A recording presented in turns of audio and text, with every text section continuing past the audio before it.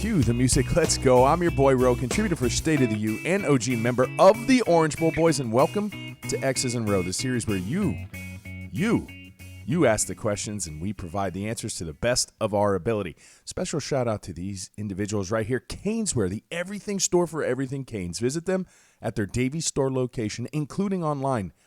Brett, Kenny, the boys, they'll hook you up. So right here, first tweet of the day comes in from Rusty Sedaris at R Sedaris Twitter online. Why is someone always open in our Zone D? Zone D. Well, first of all, they mix. Manny Diaz, most modern-day defensive coordinators, they'll favor one versus the other. This case, this is man coverage. This is early against University of North Carolina, and I just want to prove to you that this is man. So you have what's called man one, safety over the top. This is Bubba Bolden. He was favoring the boundary side on this. They came out in a bunch formation tight to the set. This is man coverage across the board. Here you go. This is man, this is man, this is man. However, right here, safety's trying to play this angle route, and right there, he kind of takes the play fake, comes out of the plate. Now, here's another concern that I have and why people apparently seem to be open occasionally in the Manny Diaz defense. When you're playing man one and you kind of get shook like that, you're going to have a safety who can erase a multitude of sins. I don't think we're getting that on the back end because this ball's in the air, and as this ball's going, this wide receiver's already in this direction, and we have a free safety, completely run himself out of the play. Just doesn't have the awareness there to kind of check that angle route in a bunch formation. That's nothing new to football. You got to kind of anticipate that. They just sent the drag. They had somebody in an angle, and something like that at this part of the field should not be getting open. Okay, so kind of wanted to debunk it. We're not always playing zone defense, but some of the reasons why you got open on that play, well, it was pretty evident. This question's coming in from Matthew Craig Martin at Craig_Martin on Twitter. Has Rhett changed the offense to more suit TVD style skill set, or were those promises more coach speak? For me, I would say that's yes and no. It has changed, and I went back to D'Eriq King's last start against Michigan State. Against Michigan State, you're going to see a play here down along the goal line that I think is more tailor-made for D'Eriq King's skill set, and that's his ability to run the ball. Down here, 2nd and 1, goal line opportunity. They're going to use the halfback as a lead blocker, but they're going to go ahead and accentuate D'Eriq King's running ability. This goes a little short here, but I'm not seeing that play designed or drawn up currently for TVD. Now, the other thing was, in this game in particular, they were rolling D'Eriq King a lot more than I've seen Rhett Lashley roll TVD. So that was something they were conscientiously trying to get the launch point away so Michigan State just couldn't put in their ears back and keep D'Eriq King in the pocket. So that's that. Now, where I would say no, a lot of the passing concepts for me are exactly the same. And I can see this from week to week. This is a bunch set formation. This is this, and regardless who the quarterback is, I mean, Rhett's going to call his plays. It's a very simplistic route tree. It's predicated on going with tempo, and this is a RPO, one in which they have a pre-snap read identifier. This is bunch. If they have the numbers, they're going to do a quick tunnel screen. They could give it to the running back, or they could go ahead and give the slant, and TVD does a good job. There's a first slant window, and he realizes somebody's there. He waits, hits the second slant window, and I know there's going to be a hellacious pop at the end of this, but this similar RPO, I've seen it both for D'Eriq King. I've seen it for Tyler Van Dyke. So my answer to your question is yes and no. This question's coming in from Champa Bay, at Champa Bay Kane on Twitter. Random question. I like random questions, but is this the hardest schedule the Canes have had the last 15 years? Well, I don't know about that, but I do know no matter who we've played the last 15 years, the record is about 7-6. So yes, anytime you're going to play Alabama, the defending national champion, that's going to make any schedule appear tougher than it is. Then you follow that up with that pesky App State team that does it to everybody, and then you turn around and you get Michigan State, which was the biggest surprise for me. Still undefeated on the season. They had a disappointing season last year. They used the portal to the best of their ability, and Mel Tucker's got those boys right. Now, where you saw some ups, and obviously the Pitt team that you're going to play later on, who saw Mark Whipple having the #1 offense in the land, right? But then North Carolina's down. I mean, Georgia Tech is down. This isn't the Florida State dominant teams that we've seen in the past. So where some people went up, others went down. So I don't necessarily see it as the hardest schedule we've had in the last 15 years because of the team. Now, I know Clemson's not on the schedule, But if there was a year to put it together and win the ACC, it was this one. And it's really, really disappointing that we are where we are. 2-4. 2-4. Boo. This question's coming in from Stephen Puckett at SD Puckett online. How on earth do you not start Williams and Kitchens the rest of the year? It's so obvious they're superior in talent, effort, and can lead the defense. What am I missing? Well, on the Orange Bowl Boys podcast, we kind of popularized the term GREGTOBER. And for those who don't know what that term means, a few years ago, that's when we realized that Gregory Rousseau, an eventual first-round beast that plays for the Buffalo Bills at the NFL level, was probably going to be the guy you needed to start. But it took you till October to figure this out. Now, currently, we have a safety back there with a minimum of 150 snaps, and this is through PFF. He ranks 336th out of all available safeties. At a 300 minimum snap count, he's the 183rd ranked safety out of 197 players. And I don't mean to pick on the young man, but numbers are numbers. At this point, is it probably GREGTOBER once again, and do we need to get some of these young individuals on the field and more of a role and capacity? Now, I've said this as well. On the offensive side of the ball, you have some individuals who aren't really getting snaps at all and are threatened to go in the portal if they're not there already. That's on the offensive side of the ball. It just seems like we take a little bit longer time on the defensive side of the ball to go ahead and find that replacement value.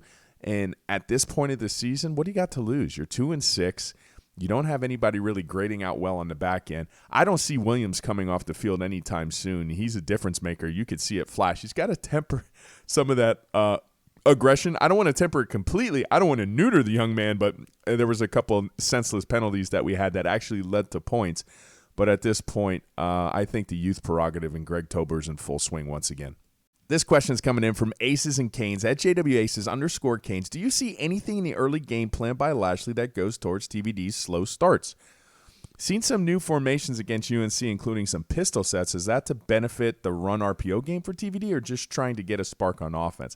I don't think necessarily it has anything to do with the sets, all right? Because you mentioned the pistol set, but I went back to the Michigan State game because I know I saw some of those sets. This is D'Eriq King under center, and that's what we would constitute the pistol set. So that wasn't necessarily new for them. But I do have something that I think is adding to the slow starts for the University of Miami.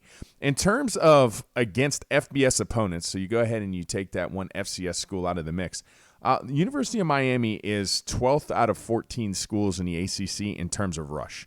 There are 128 yards per game in terms of FBS opponents, right? To me, that's where you can help, and that's what's attributing to TVD's slow starts. The best friend for a quarterback, especially a young quarterback on the road, is a running game. And it makes total sense to me as you saw Rooster come in, Jalen Knighton, and as his efficacy improved in the second half, so did TVD's. You want to be able to go ahead and try to run the ball, get effective. You got to go ahead and get in your bag a little bit, maybe add to some run game diversification. Now, listen, Jalen Knighton is great. I love his ability to go ahead, see a hole, get downhill. I thought he almost broke out the week before, and then he had his ability to just show his cut and to be able to keep that speed while cutting was special. So I think he adds that extra dynamic. I think you're going to see that formula. If Rhett Lashley could go ahead and get the run game going early, I think you're going to see a much more successful TVD. Because teams who do not respect your run game whatsoever, they can get exotic on the back end. They can blitz a little. They're going to try to confuse you, and they are. I see some zone blitzes going Tyler's way, some corner blitzes, trying to confuse you, trying to roll coverages over the top. But I'm telling you, if they can go ahead and get the run game going early, it's going to help Tyler immensely. It's not Jim Carrey. It's Tim Carey. At Tim240Z, why do you think our tight end production has been so abysmal? And what would you do to get them more involved with the way Lashley has been using TVD? All right, I'm going to go back to last year and why the tight end production has been abysmal. Obviously, you lost Brevin Jordan. But when you lost Brevin Jordan, primarily last year, you ran a lot of 12 set. And to remind viewers at home, 12 set is when you have one tight end, two tight ends, and one running back.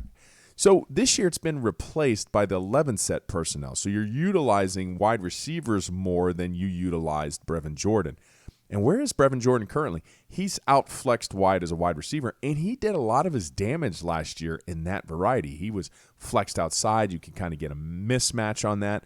So when you, by default, go from 12 set to 11 set, you had 2 tight end options on the field at one time, a lot more.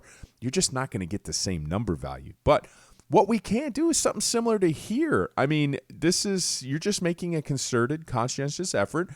You got Will Mallory into the seam. Great throw onto the back shoulder there. You sucked in a linebacker on a play fake. You just got to go ahead and just make the determination that week you have an advantage with your tight ends in the middle of the field, and you got to take advantage of it. So without being a 12-set heavy team, that's okay. You still have a tight end, and maybe with Arroyo you can go ahead and put that in there if you think it gives you an advantage.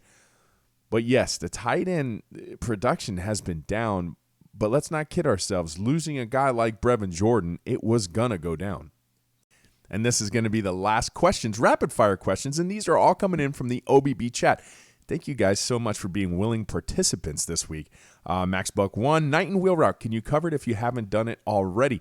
Well, that necessarily wasn't a wheel route. It was a check down to Jalen Knighton, one in which TVD scanned the whole entire field. Now, I knew he took flack online from a particular former NFL Cane saying he couldn't necessarily do that, but that play proved that he could. Caniacs, how are we going to score more points against NC State?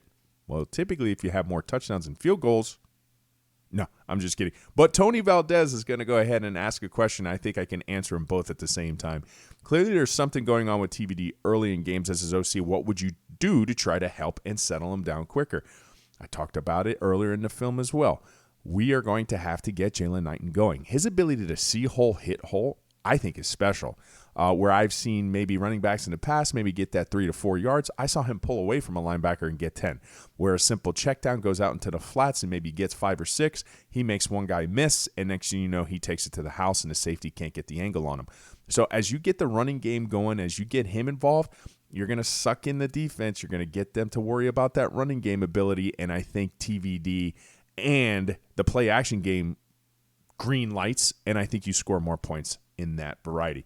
Now we're going to go down to Honest Bob. Did we see some under center formation last game? Did we ever see that with King? It looks like a more open playbook with TVD formation and motion-wise.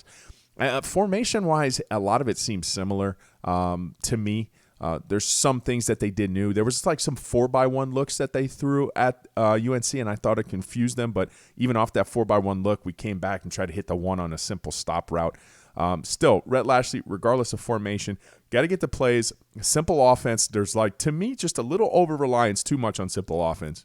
When you need a play, and Manny Diaz mentioned this, when you need a play, they just don't, as a coaching staff, seem to get it. It can't just always rely on tempo and simple offense. Sometimes you just got to have a play, and you got to make sure it works from week to week. Thank you very much. And once again, thank you very much to Canesware, proud supporters of X's in Row. Couldn't do it without you guys. They're the everything store for everything Canes. Check them out. I'm your boy Ro, contributor for State of the U and OG member of the Orange Bowl Boys. Stay safe out there, guys.